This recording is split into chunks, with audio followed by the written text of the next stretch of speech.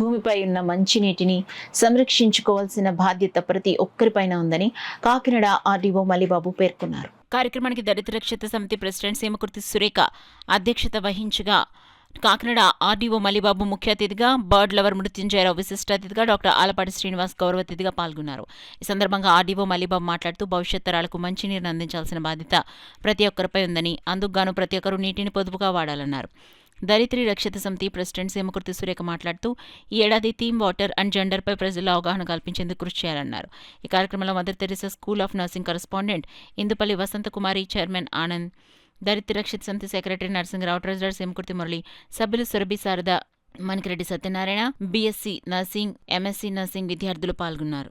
మనం ప్రతి సంవత్సరం ఏదో ఒక డేస్ జరుపుకుంటుంటాం. మనకు తెలుసు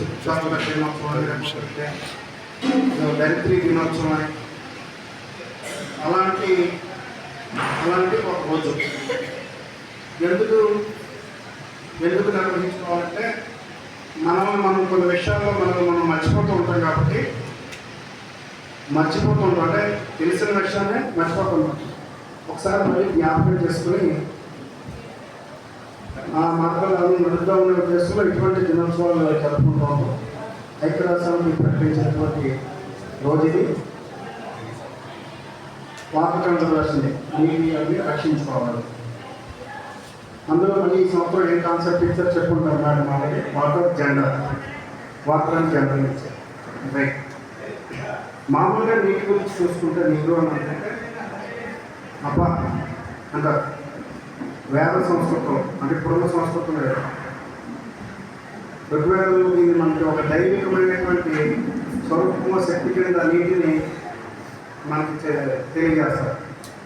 మీరందరూ మెడికల్ సెక్షన్లో ఉన్నారు కాబట్టి మీకు కూడా తెలుసు, ఒక శరీరంలో నీరు ఎంత శాతం ఉండాలి, ఆ పర్సంటేజ్ తగ్గిపోతుంటే మన శరీరం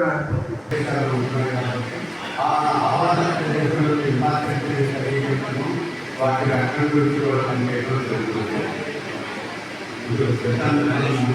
నీటి మీద వాటర్ డే మీద మాట్లాడుతున్నాం. వాటర్ డే యాక్చువల్గా ఒక స్టూడెంట్ చెప్పారు, థీము చెప్పారు, వాటర్ అండ్ జెండర్ అనేది ఈ 2026 ఒక థీమ్ అని కూడా పెట్టడం జరిగింది. నీరు మరియు జెండర్ అంటే యాక్చువల్లీ ఇక్కడ క్రియల గురించి ఇక్కడ ఉద్దేశించడం.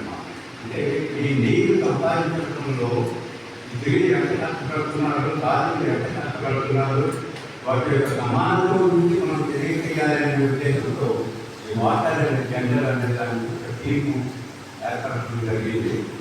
అది మనము ఏ విధంగా సరే ఈ సమాజంలో వాటర్ కన్జర్వేషన్ చేయవలసిన అవసరం ఉంది. కాపాడుకుంటేనే భవిష్యత్ తరాల మాట తర్వాత మాట్లాడదాము. ప్రస్తుతం మనం మనుగడ చూసుకోండి. అర్థమైనా మీరు ఎక్కువ చాలా బిజీగా అన్నీ ఉంటారు. ఫస్ట్ ఇందాక ఒకసారి చెప్పండి, మళ్ళీ ఒకసారి చెప్పండి. First and foremost primary responsibility is to conserve our 5 elements. మన పరిశుభ్రతను కాపాడుకుంటేనే భావితరాల మాట పక్కన పెట్టండి. మన మనుగడ కూడా ఉంటుంది, క్లైమేట్ చేంజ్ అవుతుంది అండ్ సీజన్స్ మారిపోయి రకరకాలుగా చెప్పుకున్నాం.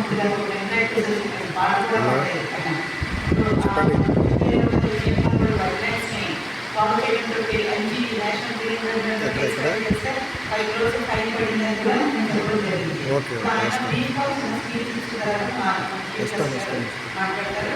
ఫస్ట్ మన సైలెన్స్ లో రెస్పెక్ట్ చేద్దాం.